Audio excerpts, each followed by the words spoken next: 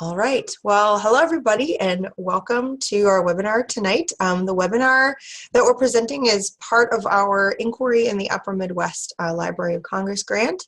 And so tonight we're going to be talking about connecting past and present struggles for power, and specifically about suffrage. So several different suffrage movements. So we had a little poll up on the screen, and only I think a couple people had an opportunity to jump in to vote.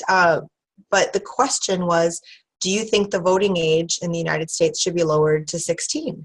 And this is one of the things that we're going to be talking about tonight is that struggle for suffrage and how it can be talked about in context of other struggles for suffrage. So I'm going to share my screen here with you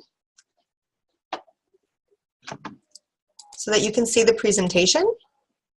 And please know that I am going to share all of this stuff with you afterward. You're going to get a URL with this presentation and also all of the resources. So don't feel like you need to kind of jot everything down. If you do have a piece of paper and a pen handy, we are going to be doing some interactivity later as much as you can on a webinar. So just be prepared for that. So tonight we're talking about, if we live in the present, why should we care about the past? I mean, as educators, this is something that we hear when we're talking to students about history. Why does this matter? Why does this matter to me living in 2019? And we know that there are many reasons to care about the past, but it really helps to make things relevant for students and to tap into their knowledge and what's important to them.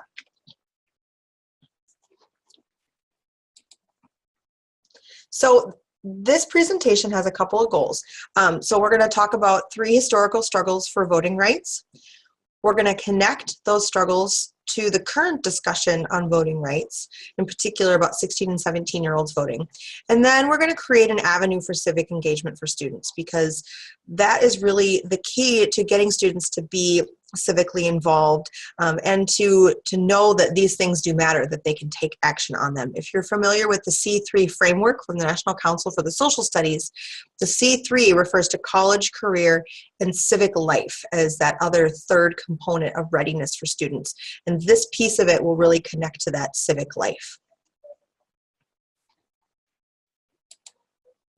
So why does this matter? Well, just 2 weeks ago, not even 2 weeks ago, Representative Ayanna Pressley from Massachusetts submitted her first amendment as a congresswoman, and it's to H.R. 1, which is the bill that is focusing on really overhauling elections and voting in this country. And her amendment would lower the voting age from 18 to 16. It was defeated pretty soundly, but this is a pretty important turning point for this type of discussion, when there start to be serious amendments that are given to change the voting age, or serious discussions had on this level at Congress. It's sort of a signal that the conversation might be shifting, or that more people might be talking about it. So this could not possibly be more relevant than it is right now, because this happened just about a week and a half ago. So before we get into the content, I wanted to bring up some suggestions that I have when we're talking about new material and new resources, because I know that as educators, you already have a full plate. You are trying to cover a lot of benchmarks and a lot of initiatives at once. But when we are adding in these stories, it's important to kind of take some things into consideration. So first of all, don't replace, add. So we're going to be, you're going to talk about the struggle for women's suffrage, right? Is it possible then, in that context of talking about women's suffrage, you can talk about current struggles for suffrage? I think that that's possible. So add to these conversations. When teaching about a people, find voices from those people. And that tends to be difficult, especially when we're talking about folks who have not been part of what we call the traditional narrative of history. So again, to use women's suffrage as an example, when I was doing my research for this presentation, I found a lot of voices from men about why women shouldn't vote. What I wanted to hear was voices from women about why women shouldn't vote. And I eventually found those, and I find those to be a little bit more authentic. So make sure you find voices from those people. Present historical humans as complicated, because we're complicated in 2019.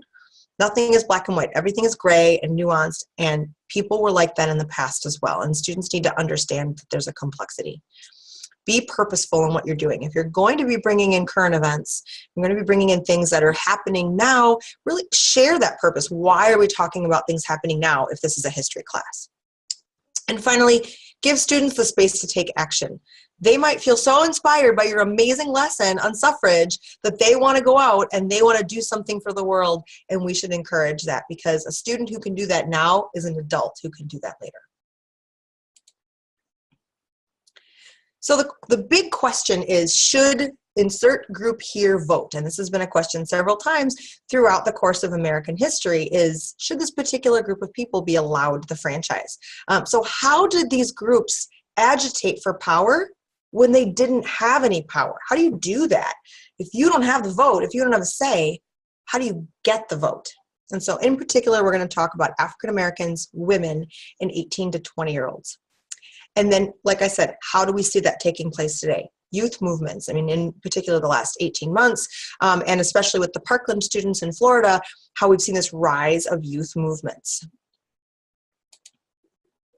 So first of all, let's talk about the struggle for the 15th Amendment. So the question is, should Black men vote?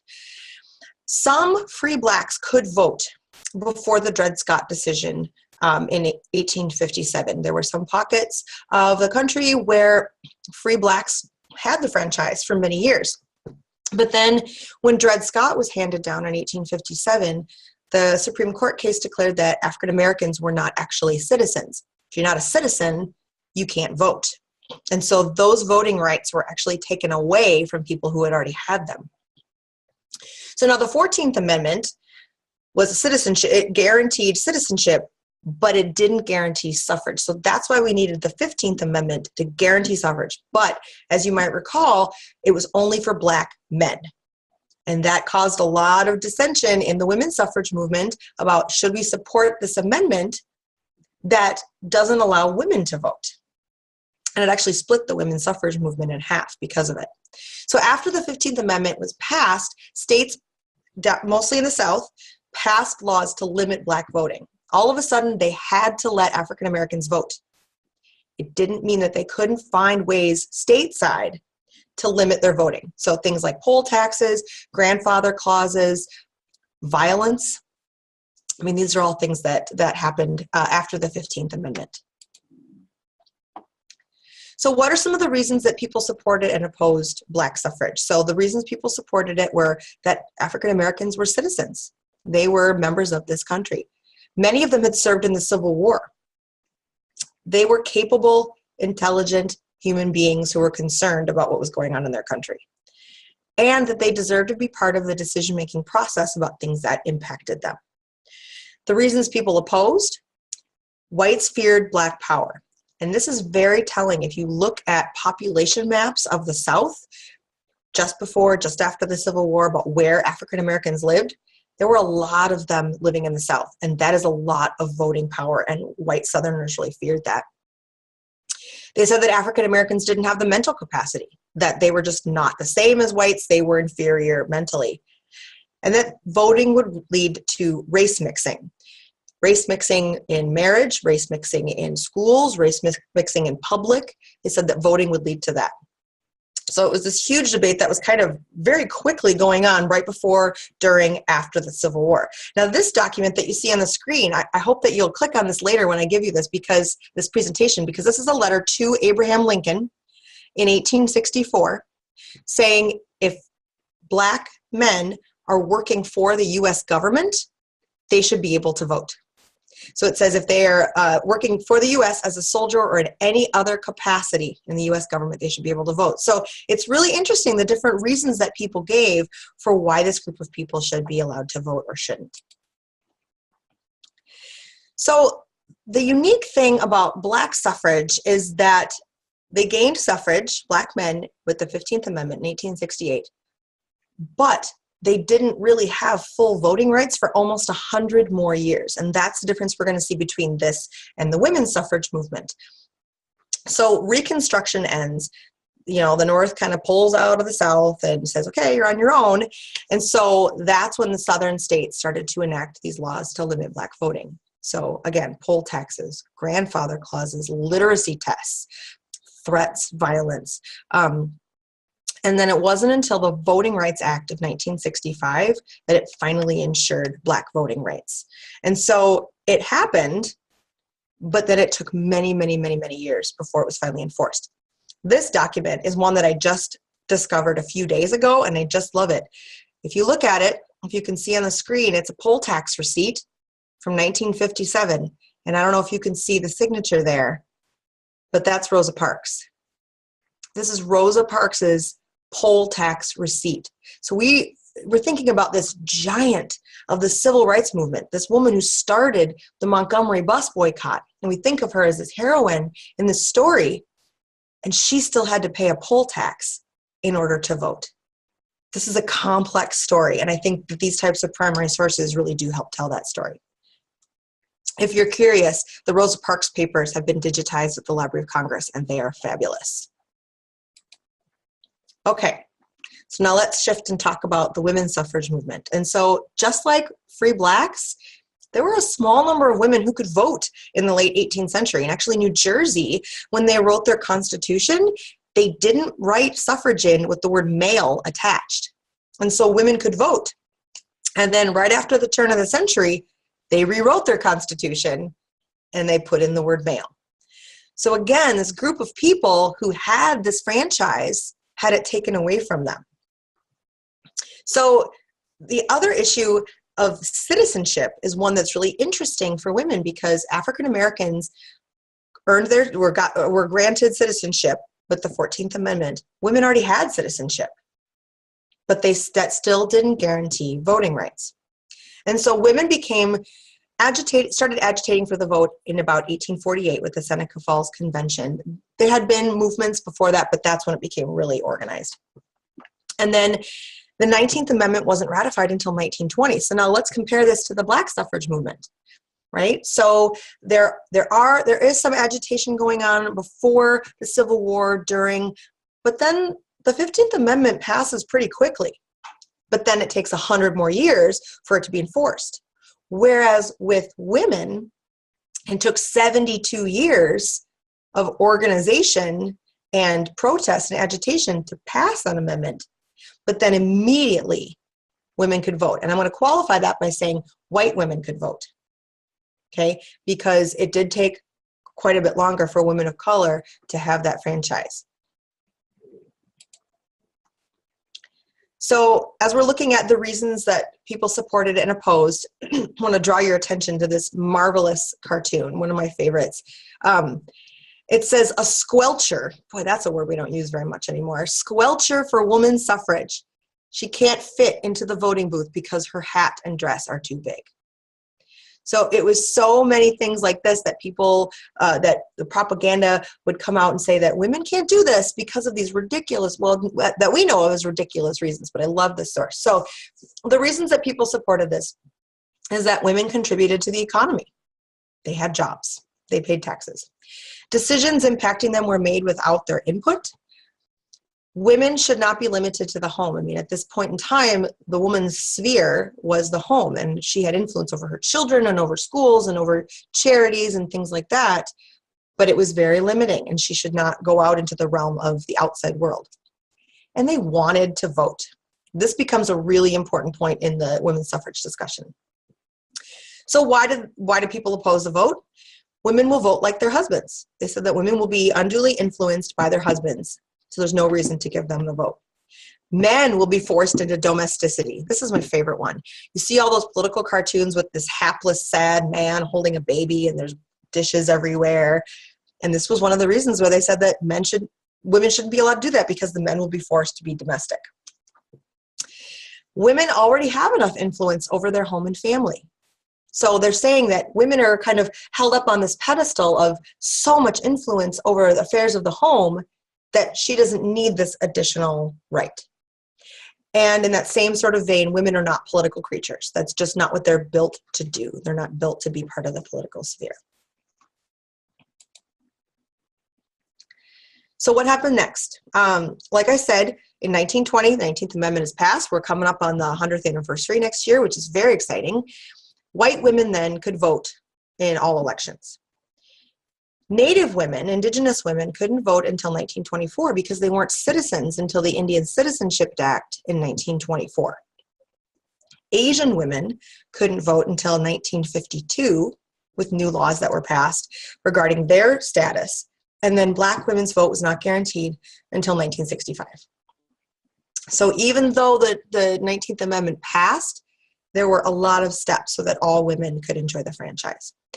And then the other piece of that is that the ERA, the Equal Rights Amendment, was introduced in 1923. So Alice Paul, who was sort of the radical suffragette of the end of the movement, they got the right to vote, and she was like, okay, what's next?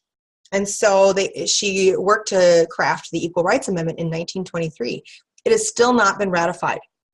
We are one state short of ratification in the United States, which means that a lot of states have started ratifying their own equal rights amendments in place of the federal amendment. So for example, in Minnesota, there is currently in this legislative session, an equal rights amendment bill that has passed the House and now is in the Senate. So this conversation is absolutely still happening. All right, and finally, let's talk about the 26th Amendment, the struggle for youth suffrage. So after World War II, there were some congressmen who said, you know, there were a lot of young men who fought and died in World War II. Shouldn't they have the right to vote? But it didn't really pick up steam until Vietnam. There was a lot more public protest. There was a lot more youth protest during the Vietnam War on a lot of youth campuses or college campuses.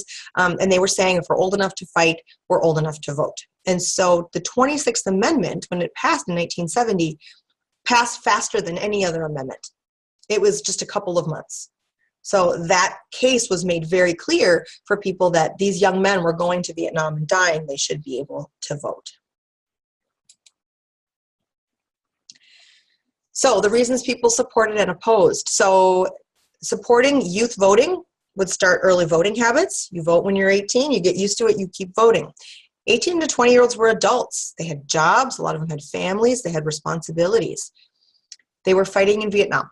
That was really the kicker, the big one. And then many youth were living on their own and had adult responsibilities. You know, some of them were still living with their parents, but a lot of them had these adult responsibilities. So the reasons people opposed, see if this sounds familiar to you, youth would vote like their parents, sort of like women would vote like their husbands. 18 to 20-year-olds aren't mature enough to vote. They don't have the mental capacity.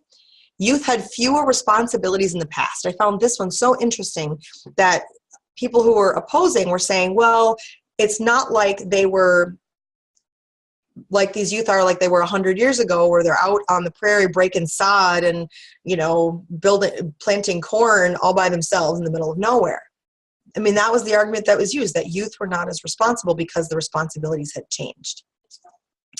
And then the constitutionality of it was another piece, was that the Voting Rights Act was extended to include 18 to 20-year-olds, but that was challenged in the Supreme Court, saying that the federal government can't extend a law to state elections, only federal elections. And so that would mean 2 different ballots, that would mean 2 different registration processes, which is why the 26th Amendment passed to cover all the elections. Oh, went the wrong way. Okay, so what happened next? So half of the newly enfranchised voters voted in the 1972 presidential election, the Nixon election. Since then, every year, 18 to 20-year-old voting percentages have decreased, with 2 exceptions, 1992, which was Clinton, and 2008, which was Obama. And there have been some struggles to define where college students can vote. Should they vote where their parents live, or should they vote where their college is? And so there's a lot of discussion about where is the best use of that student's vote.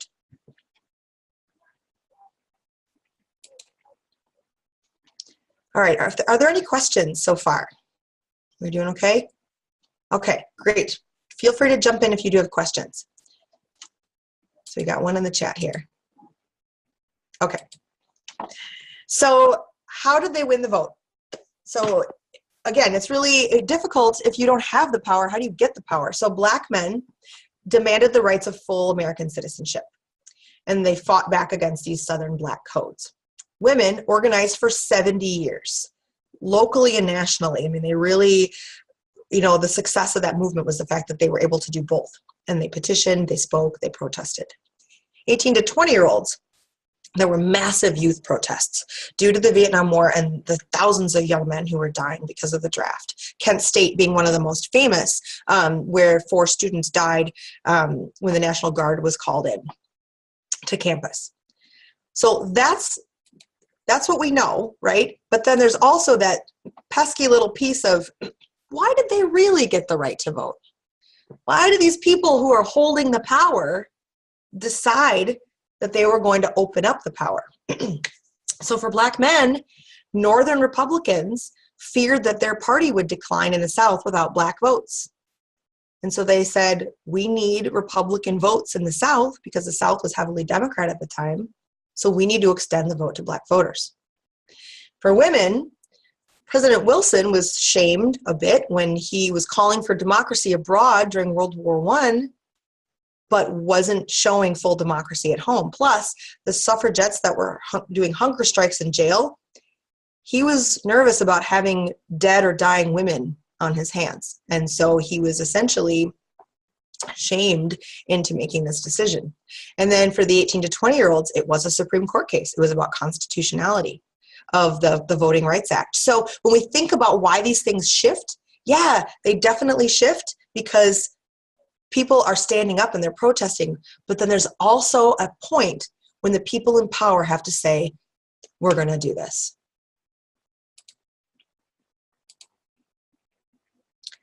So what actions did they take? So different times, different actions. Black men gave speeches, Frederick Douglass being one of the best known who fought for black suffrage way before the Civil War. There was local organization, national organization, and they used newspapers quite a bit, especially black newspapers. Women did all kinds of things because they had 72 years to try to figure it out because they had to keep fighting and finding different ways to fight. So petitions, speeches, organization, and then eventually the picketing at the White House and the hunger strikes. With the 18 to 20-year-olds, it was largely the protests. It was largely them going out into the streets.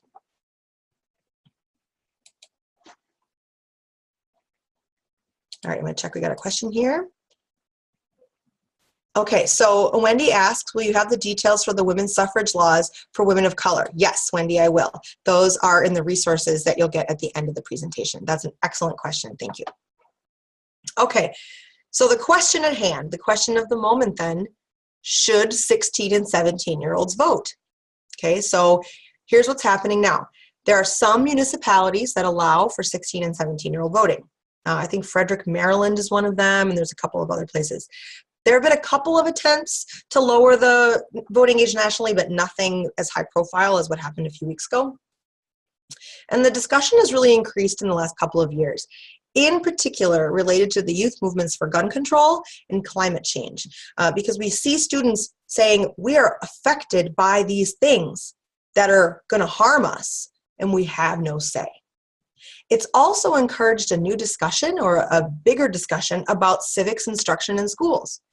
Okay, because a lot of people are saying, well, students don't have the education, they don't have the thought processes, they don't know enough. So then we start to take a look at, well, what are they learning in school? More social studies for everybody as far as I'm concerned. So why do they support and why do they oppose? And I want you to start really taking a look at these reasons for support and opposition, and I want you to think back to what we've already talked about for Black men, women, and 18 to 20-year-olds. So the reasons people support it, some 16 and 17-year-olds, when they commit a crime, are charged as adults. 16 and 17-year-olds are impacted by gun violence, climate change, and other huge issues. They often pay taxes because they have jobs, they drive, they contribute to their community. Youth voting will create good voting habits. There was a study done in Denmark that students who were of voting age but still lived with their parents actually increased their parents' voting habits as well as their own. So there is some evidence of that. And then youth want to have a voice. I mean, you all work with youth. You know they have a lot to say. They want to share. So what are the reasons people oppose? They don't have the interest. or the education. They're not interested in what's happening with elections, and they just don't really care. 16 and 17-year-olds are not mature enough to vote. You know, as I was doing my research for this, I found a lot of political cartoons that portrayed our youth as this sort of vapid, texting, social media obsessed generation. So I think there's a lot of people who think that they just don't have that maturity. Youth will vote just like their parents. We've heard that before. And that youth don't have the mental capacity. Okay. So now as you're looking at this list, do you see similarities to the arguments from the past? It's really interesting once you start to line them up, how similar a lot of these things are. Okay, so we're going to try to do an activity here as a group, because I feel like a good presentation isn't actually good unless it has primary sources. So I want you to sketch out, if you have a piece of paper in front of you, make a little chart like the one you see on the screen. Okay, so it's going to have 6 rows and 2 columns, because we're going to look at 6 primary sources. And you need just enough space to write either the title or just a descriptor, you know, cartoon, photograph, what have you. And then enough space to kind of jot down some clues about what you see in these primary sources. And this is all mapped out as a classroom activity for you as well, that you're going to get at the end of the presentation, along with a graphic organizer that I created, because I do feel like sometimes there's students who need a little bit more structure in this type of analysis, so I did create that for you. So what we're going to do is we're going to analyze the sources. We're just going to kind of take a look at them and determine if they're for or against, and then think about the clues that led you to this analysis, okay? And then we're going to start to identify the arguments used by the creators. So if you'd like to speak at any point while we're looking at the primary sources, feel free to unmute yourself and jump into the conversation. You know, there's only a few of us, and so it's not going to echo too much, I think. But I do want you to be part of the conversation if you'd like. Okay, here we go.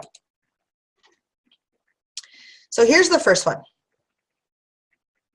So at the very bottom, on the first panel, it's really, really small. It says, should I trust these men? And on the second panel, and not this man. Okay. So does anybody have any thoughts about this as we're thinking about African American suffrage? It looks like it's calling on this is Wendy. It looks like it's calling on the veterans are therefore heroic and patriotic and good people stereotype. Mm-hmm. Yep, absolutely. Any other thoughts? Any ideas as to who these guys are? If she's saying, this is Columbia here, shall I trust these men, not this one? One of them looks like Clay, maybe? Are they the congressman?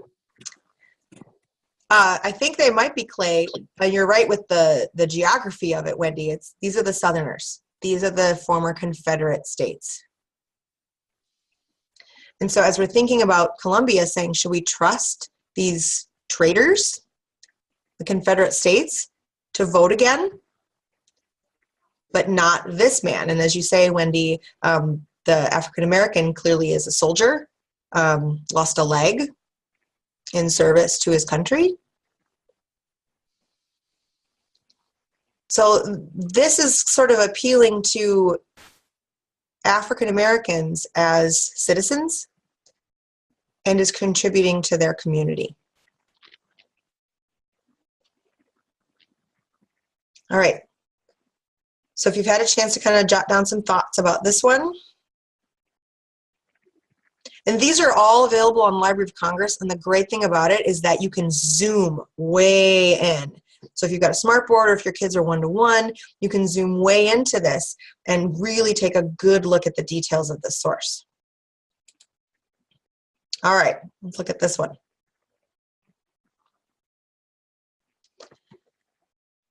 So this is 1860s. What do you see here?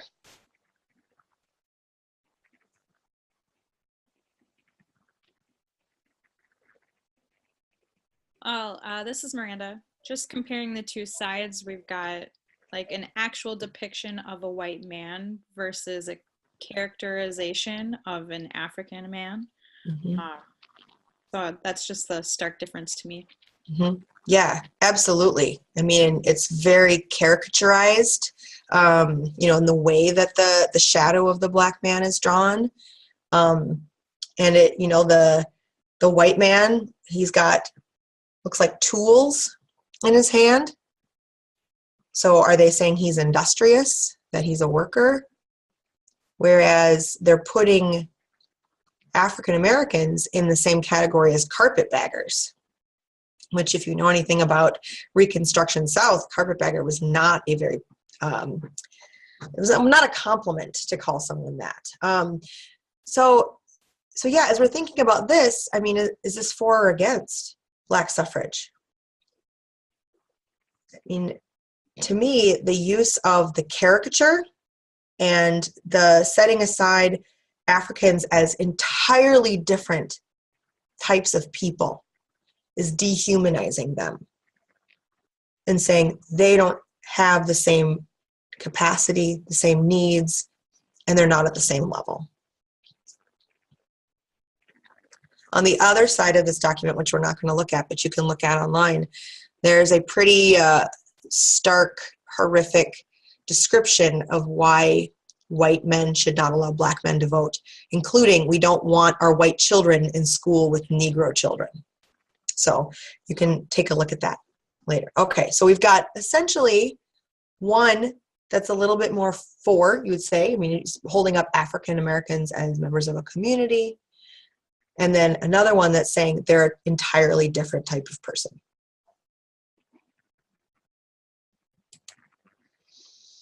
All right, this one is really tiny, so I pulled out some of the main points, and we can see pretty clearly that this is against women's suffrage. If you look at the title, we've got some reasons why we oppose votes for women.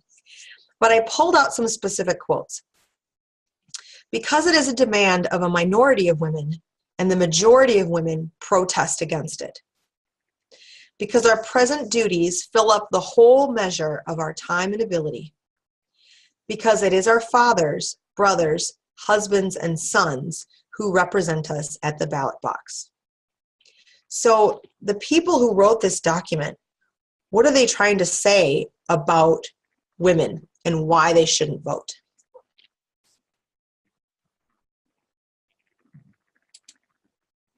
Any thoughts?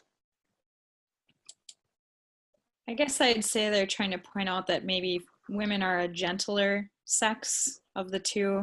The last point makes me think of like, oh, how chivalrous my husband is going to represent me, which is clearly wrong.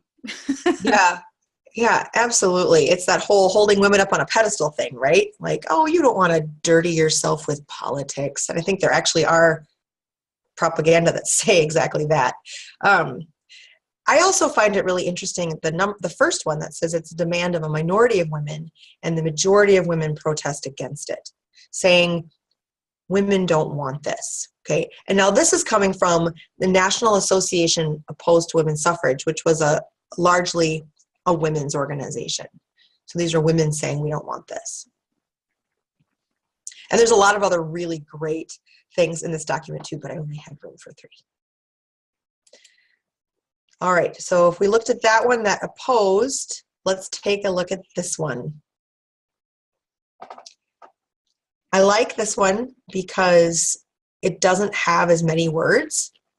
And so if we're looking for something for our struggling readers or students who are a little bit younger, this is a little bit easier to pick apart. So there's a young girl shaking her finger in the face of a boy, and it says, "For the work of a day, for the taxes we pay, for the laws we obey, we want something to say." Okay, so this is arguing for women, for votes for women, and they're giving 3 very specific reasons why women should have the right to vote. 1, they work. 2, they pay taxes. And 3, they obey the laws. And because of those 3 reasons, they said we should be involved in the decision making. what do you think about the reason that these are children featured in this image? Do you think that that was done purposefully, or is that just the illustration of the time? Do you have any thoughts about that? I feel like, this is Wendy, I feel like it makes everybody look more, or it makes the two of them look more innocent and more, they don't have some nefarious purposes. Yeah, absolutely. Look at these kids. They think it's okay for women to vote. They're not trying to take over the world, right? Yeah, I think that's a really good point. And there were actually Kewpies, if you're familiar with Kewpie dolls. Kewpies were featured in a lot of suffrage propaganda of the time. And a lot of that you can find on the Library of Congress as well. All right, so let's jump into talking about the 26th Amendment. So what do we see here? We've got a political cartoon where it says, hey, they're going to treat me like a man. And if you can see the newspaper he's holding in his hands, it says LBJ wants voting age lowered to 18. So what does this look like to you? What are they trying to depict?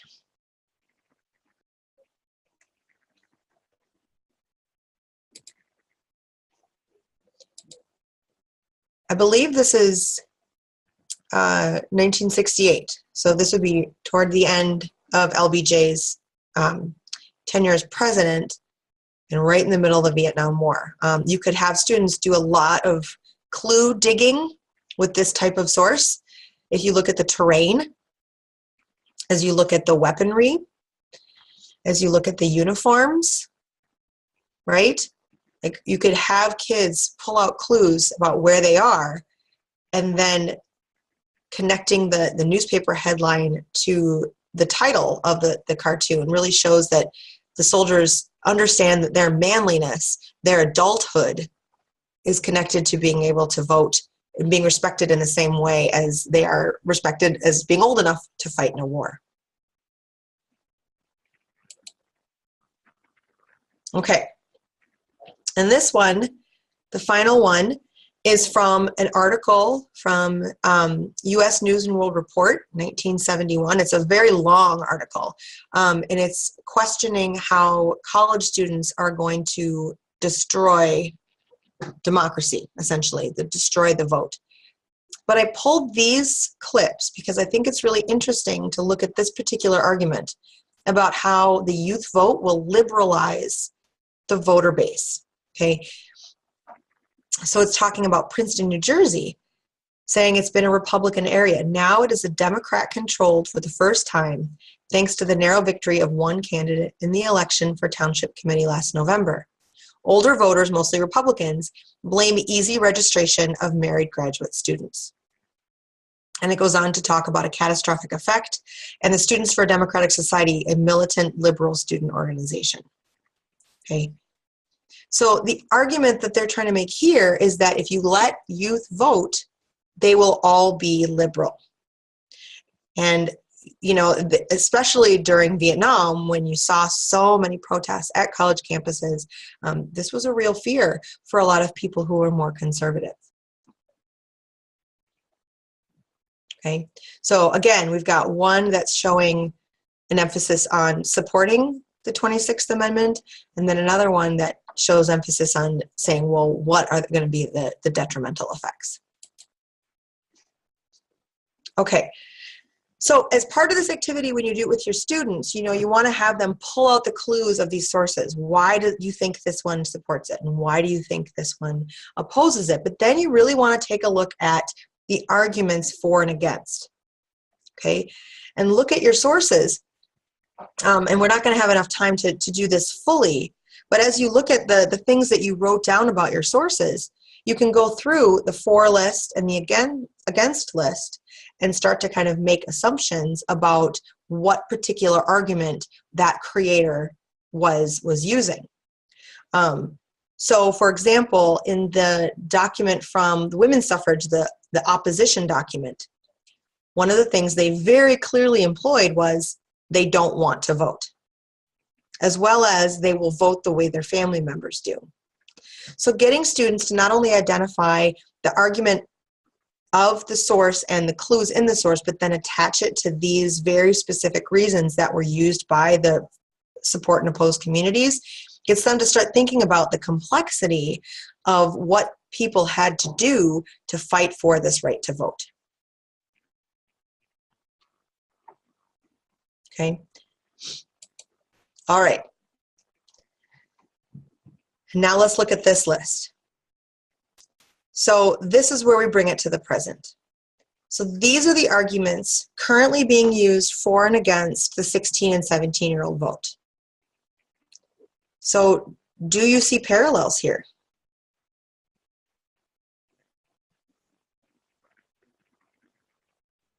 I can't show them side by side. I should have put them up and down in the slide. But I mean, if once you have access to this presentation, you can look back, and the first one is they want to vote and they are not mature enough. I think the only one really is that they'll be overwhelmingly liberal voters. You think that that's different from the past or similar to the past? That's the only one that looks different. I mean, there were other, you'll bring in too many whatevers, Republicans or whatever, but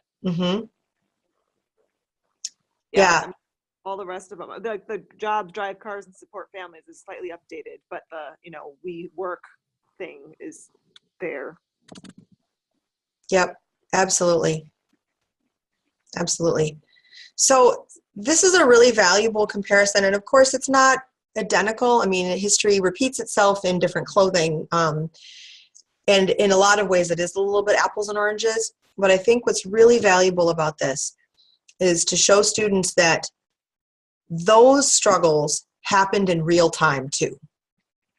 That what we're seeing now with 16 and 17-year-olds and these particular arguments are happening in real time.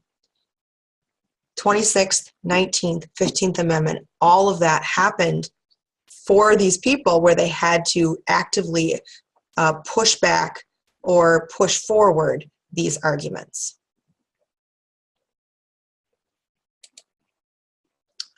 So the next step is where we take this, what we've done, and pick apart these primary sources and start to analyze these arguments about these past suffrage movements, and then make this very explicit connection to what's happening today, and then have students create propaganda or materials of their own for or against lowering the voting age today, based on one or more of these reasons. And I would be fascinated to know what your students think.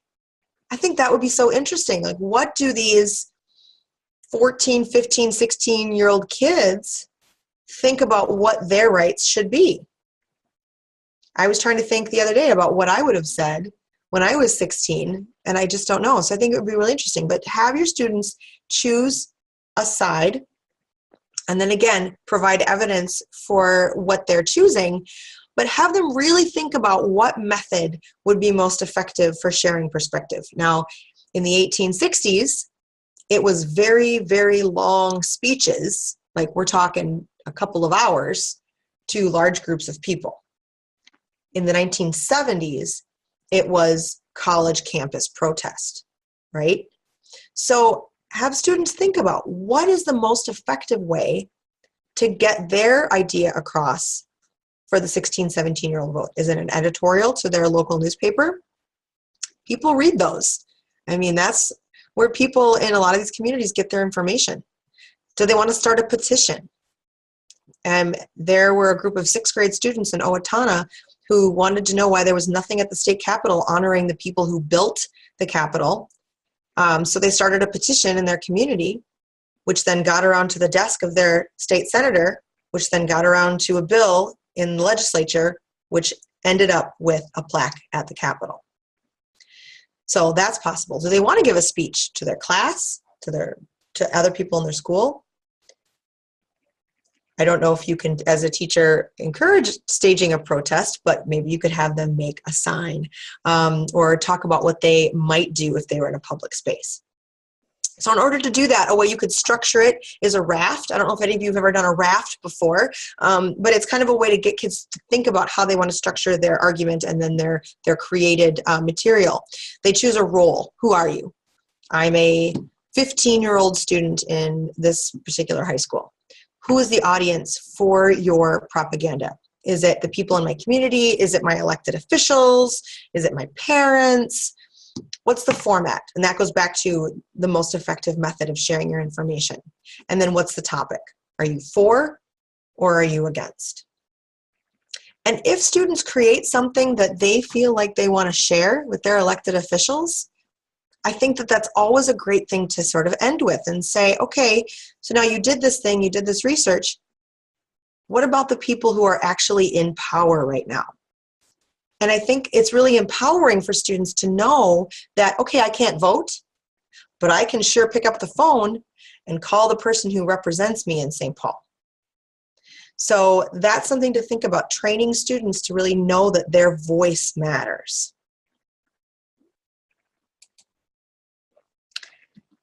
And finally, how do we really make this connect back to what is important to our students? Now that they've practiced this civic action, they've analyzed past movements, they've looked at primary sources and arguments, they've been able to put that into action for the current 16, 17-year-old vote. What matters to them, right? Should oil companies be able to drill in Alaska? Should students have the right to protest during school hours? Should preschool be provided for all students? You know, things like that.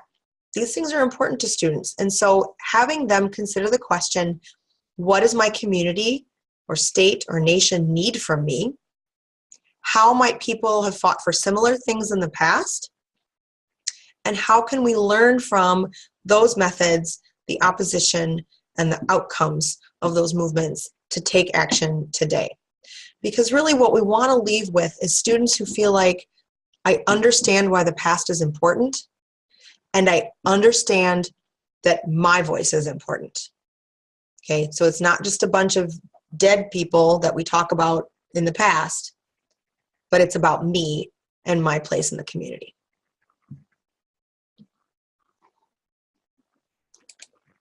All right. Well, we have come to the end of the presentation, but I wanted to take a minute to see if anybody had any questions or thoughts or light bulbs going off in their heads about what they could do with their class. I'm always interested to hear from teachers.